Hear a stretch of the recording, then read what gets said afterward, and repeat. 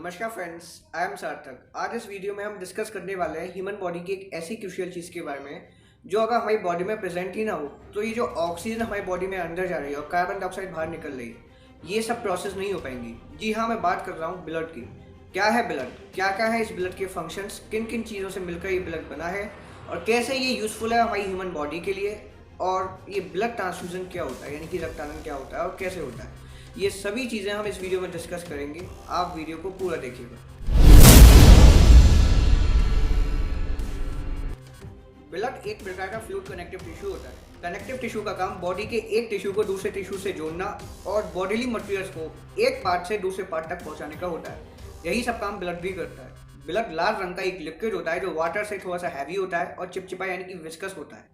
Blood को ना तो हम आर्टिफिशियली मैन्युफैक्चर कर सकते और ना ही इसका कोई ऐसा सब्स्टिट्यूट एग्जिस्ट करता जो हमारी बॉडी में कंटिन्यूअसली सर्कुलेट करके इंपॉर्टेंट फंक्शंस परफॉर्म कर दे। इसलिए ब्लड की सिग्निफिकेंस और ज़्यादा बढ़ जाती है। ब्लड की अगर क्वांटिटी की बात की जाए तो एक एवरेज एडल्ट मेल की बॉडी में ये 5 से 5.5 लीटर की क्वांटिटी में मौजूद होता है। वहीं एक एवरेज एडल्ट फीमेल की बॉडी में 4.5 से 5 लीटर की क्वांटिटी में।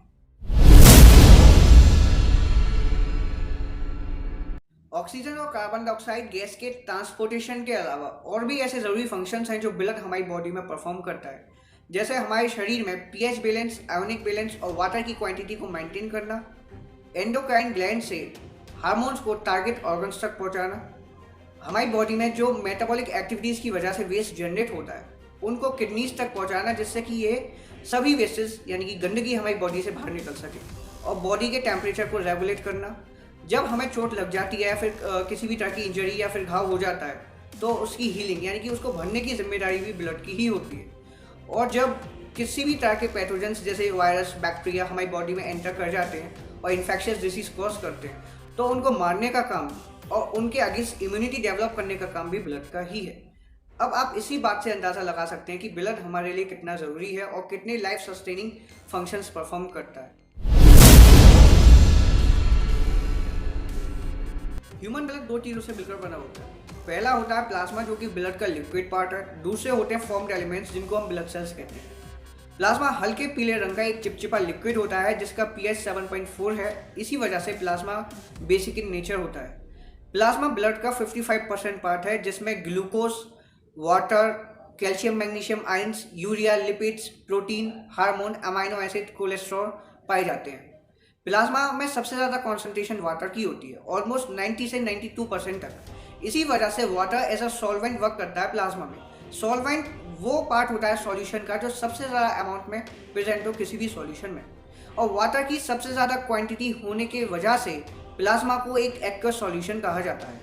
अगर बात की जाए प्लाज्मा के फंक्शंस की तो बॉडी को इम्यूनिटी प्रोवाइड करना, बॉडी में हीट का डिस्ट्रीब्यूशन करना और ब्लड में पीएच बैलेंस को मेंटेन करके रखने का काम प्लाज्मा का है। इसके साथ साथ प्लाज्मा में एक फिब्रिनोजेन नाम का प्रोटीन होता है। ये फिब्रिनोजेन नाम का प्रोटीन ब्लड क्लॉटिंग में मदद करता है, यानी कि इनडायरेक्ट वे में प्लाज्मा का फंक्शन ब्लड क्लॉटिंग से भी है। ब्लड के फॉर्म्ड एलिमेंट्स जो बोन मैरो में सिंथेसाइज होते हैं उनको ब्लड सेल्स यानी कि ब्लड कॉर्पसल्स बोला जाता है। ये ब्लड सेल्स ब्लड का 45% पार्ट कंसिस्ट करते हैं और ये 3 टाइप के होते हैं, एरिथ्रोसाइट्स, ल्यूकोसाइट्स और थ्रोम्बोसाइट्स। एरिथ्रोसाइट्स को रेड ब्लड सेल्स यानी कि आरबीसीज भी कहा जाता है, और इनकी टोटल क्वांटिटी ह्यूमन बॉडी में 4 से 5.5 मिलियन पर क्यूबिक मिलीमीटर ऑफ ब्लड की होती है। ये राउंडेड शेप के होते हैं और जब आप इनको माइक्रोस्कोप में ऑब्जर्व करोगे तो ये रेड कलर के दिखाई देंगे। ये रेड कलर के इसलिए दिखाई देते हैं क्योंकि यहाँ पे प्रेजेंट होता है एक रेस्पिरेटरी पिगमेंट जिसका नाम होता है हीमोग्लोबिन, जो न सिर्फ ब्लड को रेड कलर प्रोवाइड करता बल्कि ऑक्सीजन के ट्रांसपोर्टेशन में भी मदद करता है। ऑक्सीजन का ट्रांसपोर्टेशन कैसे होता है? एक्चुअल में ऑक्सीजन जब हीमोग्लोबिन के साथ एक कंपाउंड बना लेती है जिसको हम कहते हैं ऑक्सी हीमोग्लोबिन, ये एक अनस्टेबल कंपाउंड होता है और कुछ समय बाद जब ये टूटता है, जब ब्रेक होता है, तब ऑक्सीजन की सप्लाई हमारे सेल्स और टिश्यूज में होती है। ऑक्सीजन के ट्रांसपोर्टेशन के साथ साथ आरबीसीज का काम यह भी है कि जो कार्बन डाइऑक्साइड हमारे सेल्स और टिश्यूज में जनरेट हो रही है उसको लंग्स के थ्रू बॉडी से बाहर निकालना।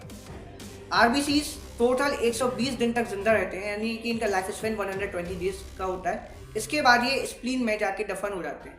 इसी वजह से स्प्लीन को ग्रेवयार्ड ऑफ द आरबीसीज भी कहा जाता है। ल्यूकोसाइट्स को व्हाइट ब्लड सेल्स भी कहा जाता है। ये कलरलेस टाइप के सेल होते हैं और इनकी कोई डेफिनेट शेप नहीं होती। माइक्रोस्कोप में कभी ये इरेगुलर शेप के दिखाई देंगे तो कभी राउंडेड। इस वजह से इनकी कोई डेफिनेट शेप रिकॉग्नाइज नहीं की गई है। WBCs यानी कि ल्यूकोसाइट्स का मेन फंक्शन यही होता है कि जब किसी भी तरह के पैथोजेंस हमारी बॉडी में एंटर करते हैं, लाइक वायरस एंड बैक्टीरिया, उनको मार कर इनग्रफ कर लेना, जिससे वो इन्फेक्शन हमारी बॉडी में कॉज ना करें।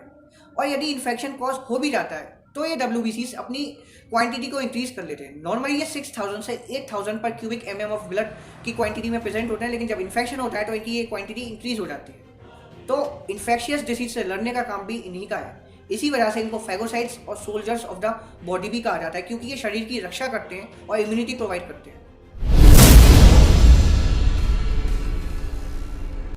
जब हमारी बॉडी में इंजरी हो जाती है या फिर किसी भी तरह का कट लग जाता है तो ऑब्वियसली खून निकलता है। अब उस खून को बहने से कैसे रोकना है और कितने निकलने देना है, ये डिसाइड करने का काम होता है थ्रोम्बोसाइट्स का। क्योंकि थ्रोम्बोसाइट्स का मेन फंक्शन है ब्लड क्लॉटिंग, यानी कि जब खून बहे, खून निकले तो उसको जमा कर, यानी कि उसको फ्रीज करके by converting it into a semi solid substance रोक देना, जिससे कि ब्लड लॉस ना हो। थ्रोम्बोसाइट्स को हम ब्लड प्लेटलेट्स भी कहते हैं। इनकी टोटल क्वांटिटी एक हेल्दी मैन की बॉडी में 1.5 लाख से 3.5 लाख पर क्यूबिक mm ऑफ ब्लड होती है। ये बैलेंस डेंगू और चिकनगुनिया जैसी बीमारियों की वजह से डिस्टर्ब हो सकता है। अगर थ्रोम्बोसाइट्स की प्रॉपर्टीज़ की बात की जाए तो ये कलरलेस होते हैं। माइक्रोस्कोप में ऑब्जर्व करने के बाद इनकी शेप राउंडेड या फिर ओवल दिखाई देती है। लाइफ स्पैन इनका 1 वीक से 8 डेज तक होता है।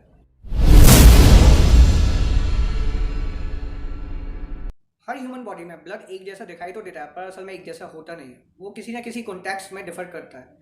इसी वजह से ये जानना हमारे लिए ज़रूरी हो जाता है कि हमारा और हमारे फैमिली मेम्बर्स का ब्लड ग्रुप क्या है, जिससे कि अगर फ्यूचर में इन केस किसी भी बीमारी या इंजरी के चलते बॉडी से ब्लड लॉस हो जाए तो ब्लड ट्रांसफ्यूज की प्रोसेस इजीली कैरिड आउट हो, यानी कि एक ह्यूमन बॉडी से दूसरे ह्यूमन बॉडी तक ब्लड का संचालन हो, ट्रांसफ्यूजन हो सके। इसके लिए एक कंडीशन भी है कि जो डोनर है, यानी कि जो ब्लड दे रहा है, और जो ब्लड ले रहा है, यानी कि जो रेसिपिएंट है, इन दोनों का ब्लड मैच करना चाहिए।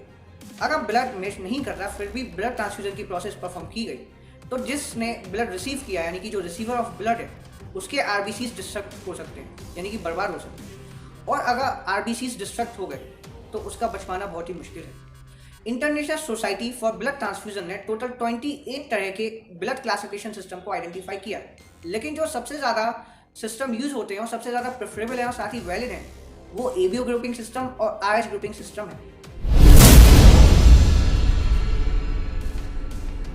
ABO सिस्टम के अकॉर्डिंग ह्यूमन ब्लड को एंटीजेंस और एंटीबॉडीज के एब्सेंस और प्रेजेंस के बेसिस पे क्लासिफाई किया जाता है। एंटीजेंस ऐसे केमिकल सब्सटेंस होते हैं जो ह्यूमन बॉडी के इम्यून सिस्टम को इंड्यूस्ड यानी कि प्रभावित करने की क्षमता रखते हैं। एंटीजेंस ह्यूमन ब्लड के RBCs यानी कि रेड ब्लड सेल्स के सरफेस पर पाए जाते हैं। और एंटीजन 2 टाइप के होते हैं according to this system, antigen A and antigen B। वही एंटीबॉडीज ऐसे प्रोटीन्स होते हैं जो ब्लड प्लाज्मा में प्रोड्यूस होते हैं in response to antigens. Antigens की तरह ही एंटीबॉडीज भी 2 तरह की होती हैं, एंटी A और एंटी B। अगर आपके RBCs में एंटीजन A मौजूद है तो जो आपके प्लाज्मा में एंटीबॉडी होगी वो एंटी B होगी और आपका ब्लड ग्रुप A कहलाया जाएगा। वहीं अगर आपके RBCs में B एंटीजन मौजूद है तो एंटीबॉडी एंटी A होगी और आपका ब्लड ग्रुप B कहलाया जाएगा। और आपका ब्लड ग्रुप AB तब होगा जब एंटीजन दोनों प्रेजेंट हो, यानी कि A और B, लेकिन एंटीबॉडीज प्रेजेंट ना हो। एंटीबॉडीज यानी कि एंटी A और एंटी B एब्सेंट हो और एंटीजन दोनों प्रेजेंट हो, तब आपका ब्लड ग्रुप AB होगा। ओ ब्लड ग्रुप आपका तब होगा जब एंटीजन निल हो, यानी कि एंटीजन प्रेजेंट ही ना हो, और एंटीबॉडीज एंटी A और एंटी B दोनों ही हो। और अगर डोनेशन की बात करें कि मतलब कौन किसको डोनेट कर सकता है ब्लड, तो A ब्लड ग्रुप वाले A से और O से रिसीव कर सकते हैं ब्लड, B ब्लड ग्रुप वाले B से और O से रिसीव कर सकते हैं, AB वाले सबसे रिसीव कर सकते हैं, चाहे वो A हो, B हो, O हो और AB ही क्यों ना हो। इसीलिए AB ब्लड ग्रुप को यूनिवर्सल एक्सेप्टर कहा जाता है, क्योंकि ये सबसे लेट हो सकता है लेकिन ये देगा किसी को नहीं, ये देगा केवल AB वालों को ही। वहीं जो O ब्लड ग्रुप होता है ये दे तो सबको दे देगा, यानी कि A को भी दे देगा, B को भी दे देगा, O को भी दे देगा, A B को भी दे देगा, लेकिन लेगा किसी से नहीं, लेगा सिर्फ ये O से। इसीलिए इसको यूनिवर्सल डोनर कहा जाता है। ABO ब्लड ग्रुप सिस्टम के अकॉर्डिंग हमको ये पता चला कि 2 एंटीजन की एब्सेंस और प्रेजेंस ये बता दिया कि आपका ब्लड ग्रुप क्या होगा। लेकिन जब रिसर्च और इंक्रीज की गई तब ये पता चला that apart from these 2 antigens namely A and B, ऐसे 49 एंटीजेंस और हैं जो ह्यूमन ब्लड सेल्स में पाए जाते हैं। और इन 49 एंटीजेंस में एक इंपॉर्टेंट एंटीजन है जो ब्लड क्लासिफिकेशन को एक नई दिशा देता है, जिसका नाम है RH-D एंटीजन, या सिंपली हम D एंटीजन भी कह सकते हैं। इसकी प्रेजेंस हमको ये सजेस्ट करती है कि ये ह्यूमन ब्लड में मौजूद है और उसका जो ब्लड होगा वो RH-D पॉजिटिव होगा। अगर ये एब्सेंट होगा तो ह्यूमन का ब्लड RH-D नेगेटिव कहलाया जाएगा। इसको जब ABO ब्लड ग्रुप सिस्टम के साथ मर्ज किया तो हमको टोटल 8 टाइप के डिफरेंट ब्लड ग्रुप्स मिले। According to ABO blood group system, 4 different types of blood group are identified: A, B, AB और O। अब जब RH-D फैक्टर को यानी कि RH-D एंटीजन को इन ब्लड ग्रुप के साथ मर्ज किया गया तो हमको 8 मिल गए। कैसे? A पॉजिटिव जहाँ पे RH-D एंटीजन प्रेजेंट है, A नेगेटिव जहाँ पे RH-D एंटीजन प्रेजेंट नहीं है, B पॉजिटिव जहाँ पे RH-D एंटीजन प्रेजेंट है, B नेगेटिव जहाँ पे RH-D एंटीजन प्रेजेंट नहीं है, AB पॉजिटिव जहाँ पे RH-D एंटीजन प्रेजेंट है, AB नेगेटिव जहाँ पे RH-D एंटीजन एब्सेंट है, O पॉजिटिव यहाँ पर RH-D एंटीजन प्रेजेंट है, O negative RH-D antigen absent. तो टोटल 8 टाइप के ब्लड्स हमको मिल गए आफ्टर RH सिस्टम। अब बात आती है कि कौन किसको दे सकता है, यानी कि ट्रांसफ्यूजन की प्रोसेस क्या है। तो दोस्तों ट्रांसफ्यूजन बिल्कुल सेम रहता है जैसे ABO ब्लड ग्रुप सिस्टम में होता था कि अगर सपोज A ब्लड ग्रुप वाला बंदा है तो वो A से और O से दोनों ब्लड ग्रुप से ब्लड रिसीव कर सकता है। ऐसा ही यहाँ पे होता है, बस हल्का सा एक ट्विस्ट आ जाता है। ट्विस्ट ये आता है कि अगर A ब्लड ग्रुप है और वहाँ पर RH-D एंटीजन प्रेजेंट है तो वो A positive, A negative, O positive और O नेगेटिव वाले ब्लड ग्रुप से ब्लड ले सकता है। लेकिन अगर RH-D antigen blood group A में नहीं है तो वो सिर्फ ब्लड A नेगेटिव और O नेगेटिव से ले सकता है। बाकी के आप खुद बना सकते हैं इसी से।